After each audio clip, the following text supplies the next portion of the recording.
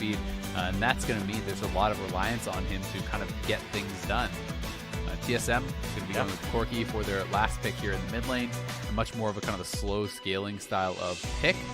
We have seen Corki, work out very, very well with Yuumi as that combo. Jizuke and Azael kind of gathered up in their first game to really, really look good there against 100 Thieves, I do believe it was. So that's a situation where we could see TSM looking to kind of utilize this MF Yuumi combo to get ahead in that bottom lane early on, then see Biofrost moving and really kind of gathering up with Bjergsen to utilize that combo more going into towards the later and mid stages of the game.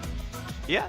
TSM comp looks pretty good overall. They've got a good, well-rounded, set of champions who can do a whole bunch of stuff. I feel like Dignitas are in kind of a similar situation where I think their comp looks pretty good overall as well, although certainly my eyes are on what the Nidalee can do, because that is, though she's not actually very uncommon in the Summer Split metagame around the world, she is still a very high variance champion. If she doesn't have gold, she doesn't provide very much. She's almost purely a damage champ. Like, you compare to mages like Gragas or Karthus that used to be popular AP junglers, like, well, even if you're behind on Gragas, you've still got all the Predator ganks for the early game. You've still got the explosive cast for big stuff. And, I mean, Karthus, even if you get one shot, at least turns on, Defile while dead and at least gets something out there. Nidalee is, or at least can be, very feast or famine. And to, I like Akaadian a lot as a player. I'm hoping it's a feast for his sake because, I think he's very, very good. And I want to see how that plays out. On the other side, right, Spica's on Trundle. It is very hard to screw up on Trundle, even if you are behind. You ult a tank, I guess the opposing Sett in this case, and you take some stats back, and it's going to be pretty reasonable. Yeah, I mean, you throw down pillar, you ult someone, you're doing okay, right? You can also kind of build in support itemization. The one caveat I will go is that you can do builds on Nidalee like Runic Echoes into an Athene's, and you can actually do kind of more of a supportive style of build. They do obviously have a lot of shielding already with the Lulu and the Orianna, so if your Ezreal is having a really good game, you can be spamming heals with the Athenes as Nidalee onto this Ezreal, giving attack speed there. He's getting double shielded from this Lulu Orianna combo. And all of a sudden, the Ezreal can become so damn hard to actually knock down. It's already a very difficult champion to deal with at times. That being said, Ezreal not really that kind of traditional hyper-scaling champion that you really think of having all these kind of supports in the pocket of. So we'll have to see, I think, a pretty damn good game out of Johnsun to really make this work. Yeah, we had a ton of AD carry bans, right? Kalista and Aphelios were gone off the bat right away. The Varus gone as well, so... Yeah, Ezreal highly prized, but you're right, not one of those hyper carry champions that you typically see all the buffs go onto. So we'll have to wait to see what comes out of that one. Still can do very well, as you mentioned. If Johnsun has a good game, he's worth supporting. Has been a decent player overall, and it's going to be the pretty standard spread game start here. Sweepers for both the junglers, but no wards killed. You're going to see that despite the sweeper being used, Akaadian doesn't get anything out of it. Yep, he was looking up towards that top side for a Pixel Brush ward, perhaps not able to find. Oh no, that. I think he. Sorry, I should fix what I said. I believe he actually bought a ward, dropped one, then recalled and switched. So that's just me being silly. There's the sweep that's going to get some gold over. And Spica, don't steal the 10 gold. You get the 10 gold for sweeping. Let someone else last hit it. Come on, man. It's a really minor thing, but it's objectively wrong. Yeah, a little bit silly there. Maybe he didn't even mean to meant to cancel his auto. Who knows? But either way, we will see how he's going to be able to go from here. And you're right, of course, the sweeper is off cooldown, so he did ward and then swapped to the sweeper. Also worth noting that Froggen is actually playing Phase Rush, which I always love to see against Trundle in particular. Trundle plus Corki, it's not exactly the most threatening of the gank combos. They're very reliant on that pillar, and the pillar's slow. And when you can proc Phase Rush, not only do you get the move speed increase, but a lot of people sometimes forget about, the kind of slow resistance, right? So, it's going to make it so you can just easily walk out of a lot of those ganks unless you get completely burst out. Gotta point out that there's Relic Shield for both Enchanted Sports down here. They're not expecting to get a ton of pokes down, so they're just going to get the reliable gold income. Big trade for Broken Blade, right? Helped kill the ward, gets level 2 on the first wave, goes in right away. Viper can never fight back. Finally now has some more abilities learned up, but that is a very, very good first trade. Viper going to rely on his passive health regen of the Doran's Blade. Not going to check the potion, but Broken Blade going for yet another big trade, right? 2 Qs and an auto attack, good enough for him. Yeah, and just to talk about the support itemization a little bit, because you know, I have been seeing people kind of ask, well, why are they going this, right? You know, why instead of Spell Thieves? How do you know which one to buy? And the way I look at it is kind of similar to, you take Relic Shield now in situations where Coin would have been good before, where it is more defensive. It is either too risky to poke, or you cannot consistently get that poke off to keep your Spell Thieves on cooldown the whole time. The gold generation just isn't worthwhile, right? So you then want to go for the Relic Shield. And, you know, there's still situations where that Spell Thieves is very, very good against, you know, lower threat melee supports, for example. Things like Braum, it's very easy to actually, you know, proc that, stack that, Tom's Kench, and so on and so forth. But champions with heavy engage, or that it is hard to consistently get that poke off against, like the Thresh, like the Nautilus, or in this case, Lulu and Yuumi, it's better to just go Relic Shield and stack up that gold. Well, so far into the early game, as we look around the jungle and whatnot, Spica and Akaadian tied in camps cleared, as Akaadian runs over to the top-hand side and looks to steal things away. The most common Trundle clear path, by the way, is do your entire jungle minus Krugs and then show up and fight for a Scuttle. That'll get you to level 4, and you usually win your 1v1s against most of the champions because of stat stealing. That being known, Akaadian knows that the one camp left up when you see 24 camps, or 24 jungle CS overall, is Krugs are up. That's why he's here at 315. That's why I'm going to take this camp from you. But it looks like he actually lost both Scuttles. So Trundle getting both Scuttles here, you know, actually being up farm on the nidalee is a really good situation for this Trundle. It does look like they're trying to go up here on this top side. We'll see if they can land a spear, but nothing's happening. Nice sidestep from Broken Blade. Yeah, sidesteps the one, and okay, gets some trade back, gets electrocute damage. Broken Blade will lose a couple hundred HP as a result of this one, but it's mostly trying to help Viper shove the wave in. He wants to recall. There's the rest of it, and hey, at the end of the day, they both burned their potion. The CS count's going to be pretty equal across the two of them, and Viper gets first recall, so even though Broken Blade's laning looks really good, he's not really by any metric ahead in this lane. Yeah, exactly. I mean, the trading doesn't really matter, you know, unless you can get something from it. You know, winning trades is only good if you can get a CS advantage off of that. We'll see if Frog phase rush and get out. He's just going to have to burn the flash. His spells were on cooldown, distanced himself for some move speed. I believe his Q was down just by poking Bjergsen. And in the day, that is Summoner down, and it's, yeah, Froggen forced to recall at a time that maybe he didn't want. We're going to see if he's able to go for last chapter. I believe it's not enough CS 35 to get that item, although he is waiting in base, and as the TP comes in, yeah, it's buy a Doran's Ring, buy an Amped Tome, buy some consumables, and yeah, he's about 300 gold short of getting, you know, the first big power spec if he wanted to. Yeah, and it's interesting that he does prioritize them the double Dorans instead of kind of just the pieces of that lost chapter. You know, clearly wanting the most power now, still feeling like he does need to go towards that. You can see Bjergsen is going to be going for the tier build here, but this is something kind of similar to when you see Ezreal just grab Sheen before the tier. You know, he's actually just, you know, grabbing pickaxe for some early power. And, oh my God, Viper. All in Broken Blade with the item lead. He was level 5. Broken Blade hadn't bought any items. The damage just wasn't there. Opts into the tower dive, and it completely blows up in his face. Did he just not use his W there? Like, he had a lot of passive shield. I'm not sure if it was still on cooldown, but even he if might have misjudged by one auto. He might have misjudged by one auto, right? Of just like, okay, I'm going to pull you in, I'm going to punch twice, I'm going to Q, I'm going to punch twice, and then W, and oops. Slightly too much damage. We'll watch the replay, I guess. I mean, the towers just do so much damage early on, especially when you haven't bought any HP or armor. You are going to get absolutely roasted by those turrets, and that is a big mistake, honestly, from Viper. To die like that without TP, you know, can be a pretty rough situation. Thankfully for him, at least, he did have the wave shoved out, so he will be able to get back in time and actually collect this. And I seeing a little bit of a collapse here onto Akaadian. Could be trouble. Couple of knockouts forcing Akaadian's flash away, and there's a shockwave forcing Spica to get out. Still got to point out Spica's got 2 flashes for 1 based in his gank so far. Akaadian's on the chase. Can't land the javelin. Thumbs up, buddy. Nice try, but my reflexes are still good. Gonna get away from that one. Yeah, good little sidestep there from Spica. And, you know, it is flash for flash, but they get Froggen's ultimate too, so still beneficial for TSM. And, you know, good to make that gank happen there. And you can see he's also gone Chilling Smite, so trying to have a little bit more of that early pressure and some nice poke down on the Johnsun. And this is critical because Johnsun already used his early TP. Normally that's not such a big deal if he's just going to TP right back in the lane, but any more poke means he's going to have to take a really bad base timer, which could put DoubleLift pretty far ahead in farm or in plates or even both.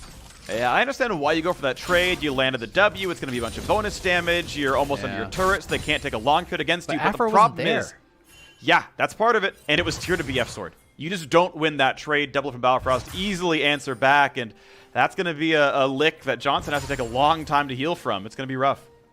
It is a really tough situation because, yeah, really any more poke is going to send him back to base and is going to put this bot lane very heavily in the favor of TSM. You know, as you said, that BF sword buy is always ideal, especially, you know, to have that against the tier. Johnsun is going more for the scaling. He went tier cull, right? So this is very low amount of power for that gold, especially when compared to the BF. You know, he didn't go for something like a Sheen to be able to get those early trades. Yeah. But they can clear out the wave. We'll see how much DoubleLift can actually get, if he can shove this back in very quickly, or if he's just going to look more for a freeze and try to take an advantage there. But TSM's bot lane is doing very well as expected. This is an advantageous matchup for them. They're up 2 waves, they're up 2 plates, and things looking really, really good on that bottom side. Items partially equalized as Johnsun takes his second recall in as many minutes roughly, and gets the pickaxe for himself, but it means, yes, the wave is shoved in. Yes, it means he's going to lose maybe 2 or 3 melee minions as a result of this one. Has DoubleLift recalls, it gets another great, you know, item timing in the Warhammer coming down, so it is Essence Reaver crit. Here comes the dive in. Shockwave is going to pull Bjergsen. He's got some move speed, and the damage just barely. Aphromoo is there, but Spica's ultimate claims the kill. The D-Gen is there. And that is a point on the board for TSM's jungler. Yeah, that is actually a great gank. I love that Biofrost just didn't base at the same time as DoubleLift there. Instead, he makes the roam on Yuumi. Not a champion you expect to be able to pull something like that off. And just groups up with Bjergsen, who had the package. They know Froggen didn't have the flash from earlier, and they're able to punish that. They get the kill, despite the really good game sense from Aphromoo to actually match that pressure to be mid lane at that timing. Lands the heal and the shield. It's just still not enough. And Johnsun ended up actually missing, you know, most of that entire wave. So as DoubleLift picks up the farm that's going to push to him, he's going to be very far ahead. Mid lane is now ahead, and, you know, things looking really good in these early minutes for TSM.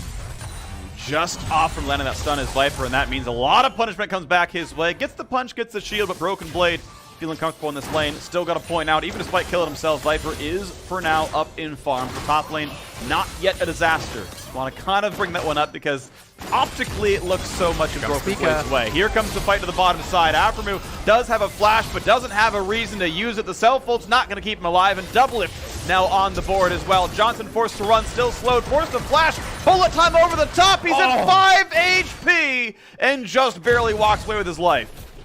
Very lucky to survive there, but now the Rift Herald's down. That's going to be first turret. I would like to see Spica and Biofrost just leave. Just give this to DoubleLift, but they are going to actually share the gold. Can't say I love that. I just think it's so much better to get that gold on MF instead of a tank Trundle or a Yuumi to really get DoubleLift kind of accelerated ahead, you know, with those early items. But that being said, still very good for TSM. They're up over 3,000 gold here, only 10 minutes in with that first turret down. Really punishing this bot lane, utilizing that advantageous matchup. And this is what TSM fans were hoping to see with the return of DoubleLift, to have that winning 2v2 on the bot lane, to be able to play through that lane more heavily than they were able to last split. Yeah. And credit where it's due to Spica. This is a complete 180 from game 1 of the split. He's actually managed to gank all 3 lanes. The top lane one wasn't huge, but it was at least a little bit useful. It forced an early TP, or at least an early recall out of Viper. He got 2 ganks in the mid lane. The first burned the flash, the second got the kill. His 1 gank in bottom lane got him a kill, and it shoved the Herald down and knocked down first turret. He's been everywhere. He's been close in farm to a nidalee who hasn't been ganking, at least not successfully, and credit where it's due. Spica's doing great. Yeah, I mean, he started with the double scuttle, too. He really has been kind of out-jungling Akaadian here, and we talked about how nidalee wants to be this power farmer, wants to be stealing away camps from Trundle, wants to be, you know, really accelerating kind of the pace of the game in that way, and it has not been what has happened whatsoever. And, you know, with Trundle at this point, with jungle item completed and null on top of that, you can't even really bully the Trundle whatsoever anymore. So, you know, Akaadian is now going to be kind of relegated to that spear and heal duty in a lot of these fights, unless it is kind of more smaller scale. So TSM moving up towards this top side, trying to pressure the turret. You can see the same thing is being matched down on that bottom side by Dignitas. Yep. But TSM is already ahead of the pace a bit because they already knocked down that bottom turret. Yeah, the full extra turret lead is obviously nice. Here comes a fight down on the bottom side. Broken Blade in a 1v2. Polymorph tries to find some knockouts, flashes to get away from this one. And Akaadian is on the flash follow, but the third Q is available. Gets a knockup for 500 damage, and Akaadian burned a summoner for nothing. Yeah, I think that they should have just taken that flash. I mean, Broken Blade honestly shouldn't have even been in the area knowing that there was so many members from Dig, but I do think he was trying to just steal away a camp from his own jungle. It sounds a little bit funny, but when you don't own that side of the map, that's basically what you are doing. Did have to flash a retreat, but since Akaadian had to flash in afterwards, well, didn't have to, chose to, it's honestly not so bad for Broken Blade. End of the day, the outside turrets do get traded. Yes, flash for flash means it's kind of a moot point down there as we watch Viper clearing some jungle and sitting around looking at wards, just making sure nothing's going too badly down there. I guess that's fine. Look at the game state overall. 2,500 gold lead to TSM, which is what 3 kills in a turret and some extra farm and a few rolls will do for you. Akaadian is up in camp, so overall, he did manage to clear his jungle again recently and, you know, sits at a decent CS lead, but I'd be surprised if he was ahead in gold based on the fact that, you know, Spica shared in a couple of kills and shared in some turret gold as well. Johnsun at least has gotten some of those critical items. You know, he's getting to a point where he can do some damage. You know, he's not just stuck on the tier Cull now. You know, Cull getting close to cashing out. You know, he's working towards that Orianna. He obviously is trying to stack that up. He does have his Sheen and his Lucidity boots. This has, you know, become very, very common as kind of this build path, and just rush to stack up your tier item as fast as possible. Start picking up CDR to help with that even more so, and we'll see how he can perform in these fights, because I do think that there is a lot of pressure on this young marksman player to perform with this team comp, especially now that nidalee is not ahead. You have Lulu, nidalee, Ori, you know, a lot of these champions that can provide some defensive utility, which is going to be well used on Johnsun, as long as he is comfortable to play aggressive, to make the most of that. You can't just see this guy sitting max range and pressing Qs. You got to be shifting in. You got to be able to play aggressive in a situation where you have that much support. Yep, no way you break down the Trundle and the Aatrox by just Mystic Shotting on cooldown. It's not going to be enough. Cole's going to complete in 5 CS. He is also going, actually I'm not sure yet if he is going for the Triforce or the Iceborne Gauntlet yet based on his item build. I think Triforce would be much better this game. You have I a agree. lot of you know, defense already from your squad. You need the damage, and as we were just talking about, you need to be auto attacking. So the attack speed on Triforce is pretty important. Yeah, it's more raw ID as well, which is beneficial. I could, I guess, make the case that, oh, you're going to kite them. They have a lot of walk at you. There's only really one good blink on the squad, which is the Corki W. Otherwise, like, oh, if we can chain slow them, we can kite them, throw javelins, and use Ori poke. Like, there's a case. I don't agree with it, but there's at least like a play style where Iceborne would work. Regardless, Broken Blade just, aggressively into the opposing jungle, and ooh, he managed to give Johnsun the slip. Gets to take a recall. He's surrounded. Akaadian. Oh no, this is bad for Broken Blade, and that is half his health bar instantaneously. Shield comes on, pulled back in, it forces the shockwave, but a kill is a kill all the same. Dignitas finally on the board as the mid lane turret falls. Yeah, they lose their mid lane turret though, and DoubleLift is going to kill the top lane turret. So despite the fact that they get a kill, you know, we saw Broken Blade get enough time bought for his team to knock down those 2 towers. So it still does go the way of TSM as far as the advantage there. Yeah, this is looking pretty good for TSM. You can see, though, the gold is staying at 2,500 to keep that one marked in my head. TSM, though, on 2 Drakes, and it feels like they're comfortable to go for the 3rd. That said, Double's recall is a little bit late, but he's going to burn teleport to get back in time so that they can fight for it. The Drake is spawning in 2 seconds. This would be TSM's 3rd Drake, putting them on Ocean Soul Point. They got the first one really early. They're still ready to keep stacking up. They're on the map. Froggen still walking over. If this gets pushed down right away, he can't be in the fight. Johnsun has bought the Iceborne, so I wonder if it was just about that power spike for this fight. If they think this is a critical dragon, he does have those 2 items now. We'll see if he can get anything done, but the dragon's going down very fast. It will be about the smite. And it's not going to be in range. Akaadian never cheats forward, doesn't go. His smite was down, to be fair. Feels weird that he even burned smite in the last minute and a half, knowing the Drake timer. Regardless, unlikely steal, can't do it anyway. No shockwave burned either. TSM on Soul Point. You know, 4.5 minutes until Ocean Soul is available. 3.5 to this Baron spawns, and TSM remain at this 2,500 gold lead. Now Froggen's got to be careful, has to flash away from the Yuumi ultimate, stays alive. Spica giving him the thumbs up on that flash out there, and it's especially difficult, I think, when you are playing a poke comp and your opponents do get the Ocean Soul. Ocean Soul always feels like the most difficult to deal with for me, and it almost feels like it's just completely doomed if you're playing poke and your opponents do get that, because it becomes so easy for them to actually heal through the nidalee spears, the Ezreal poke.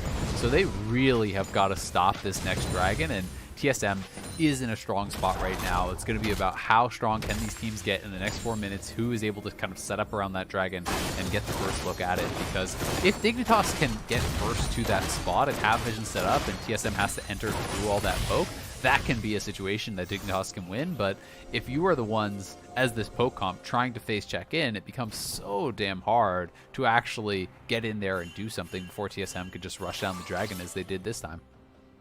Well, for now, they're just trading farm away, but TSM's happy to kind of wait for a little while, right? As long as they can get the vision control to be decent, they've got all these objectives they can go for.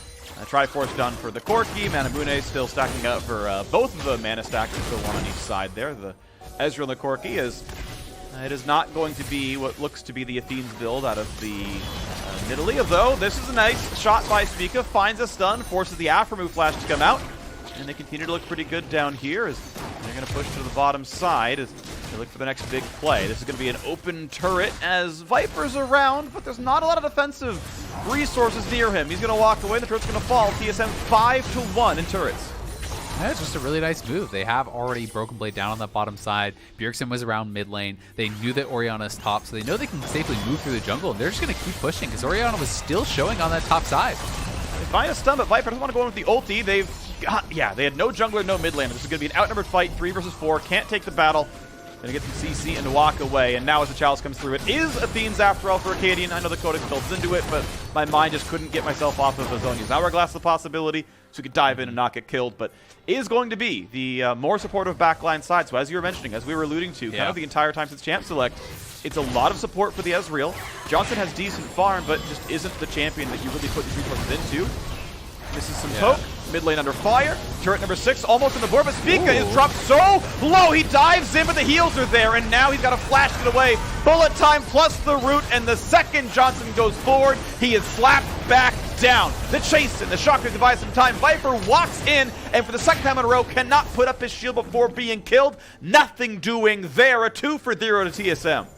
Yeah, Johnsun tried to go for that hero play. He got Spica down very low, looks for the aggressive shift, but he just got absolutely murdered when he went in there. They couldn't actually get the wild growth on. You know, I'm not sure if that was on cooldown, but I don't think so from Aphromoo, and they weren't able to keep him alive. And with him falling there, so much of their comp is reliant on him. You know, Spica was getting very aggressive, looking for this tower, and you can see Johnsun starting to get a lot of autos off on him. He had the executioners. He's like, all right, I can get this kill. He shifts in. He doesn't get the kill, misses the Mystic shot, and then you are trying to jump away, but you're getting Yuumi ulted, rooted up, and once that root is landing with the MF ultimate coming over the top, there's just way too much damage in there, as you talked about. Viper just getting exploded.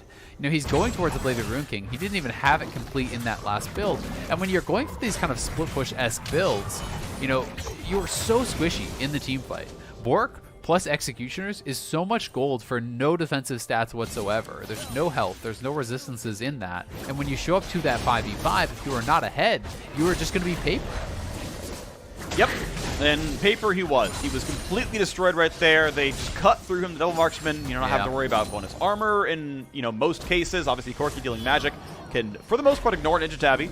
And Muramana completes now. So power spikes in on both sides, but the gold lead has grown. It's doubled. It's now 5,000. TSM 25 seconds from Ocean Soul. Spica gets the shields, walks backward, pulled back in. Viper finally finds the dunk and gets a kill on the board. Akaadian gets the kill credit, and it's time for TSM to back out 4v5. But will they actually? They're feeling comfortable. Broken Blade with the Yuumi on top. She tanks the Javelin. Bot lane is cleared. Dignitas, I feel like, must take this fight. They cannot give Ocean Soul, especially in a 5v4. Hey, what was Spica doing? He just, like, wandered into their jungle. This is almost a guaranteed team fight win if they're just together in a 5v5. You're 5,000 plus gold ahead. Both your marksmen are so incredibly strong. I think he even blast coned, you know, not back into the pit. Bjergsen's still going to look for this because they want to try to get this Ocean Soul. They do have package. They do have DoubleLift, and they're going in.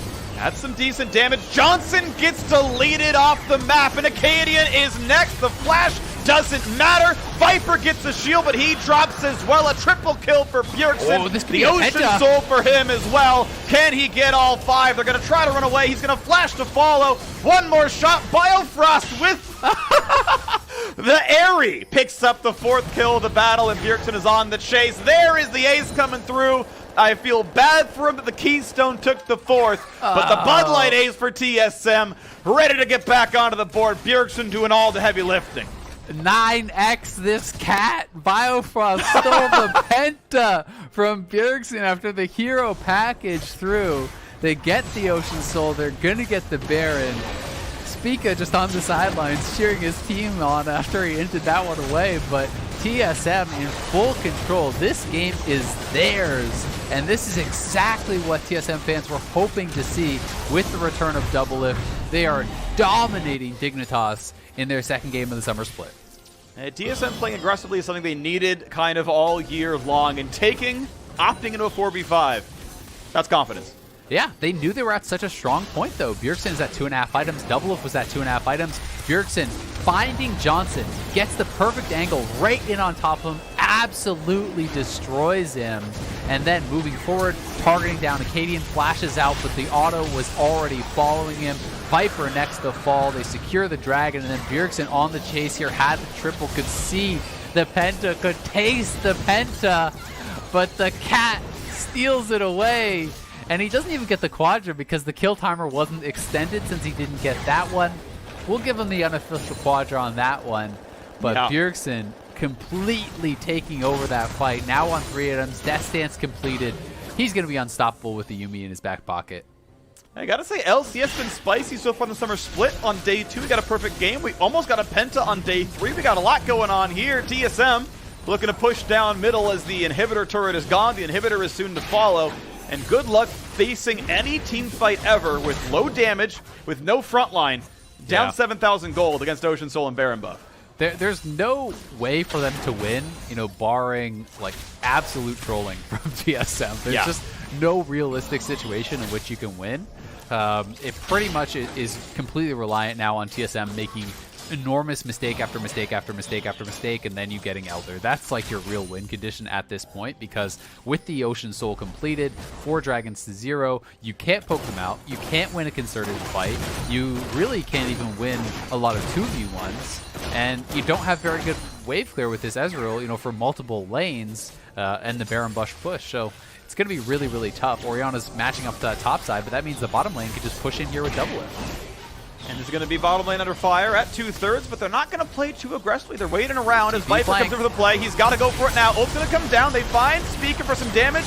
He burns his stopwatch, pops the ulti, and Viper has to put up the shield. Summoner heal comes out. Spica walks away, stays alive. Bjergsen's on the Nexus turrets. Was a nice try, but yes, Bjergsen is knocking down the Nexus. TSM forced the retreat in a 4v5. As the first turret falls, the inhibitor is opened as well. The second Nexus turret, they're just padding all the stats, getting every neutral and enemy objective they possibly can, adding more to the scoreboard. 10 kills, 10 turrets, and looking at a win in this game as well. A 1-1 scoreline for TSM as they're going to knock down the Nexus. Another 25-minute victory.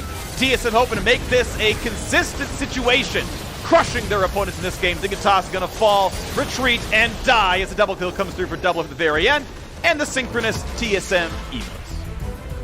Hitting him with the TSM icons there at the end. And TSM and C9 are having us out of here in under an hour, Phreak. 25-minute game after 25-minute game.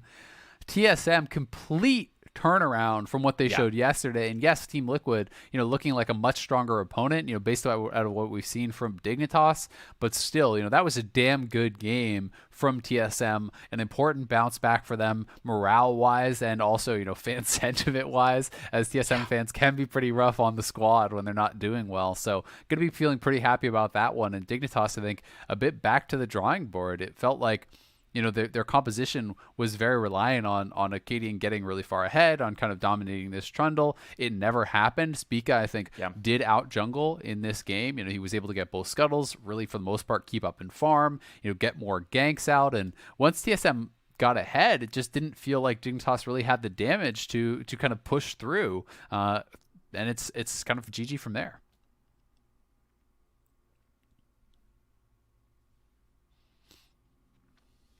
Well done, TSM. Most improved trophy goes to Spica, and now after the break, the Tigress is going to talk with a member of the winning team, so stick around.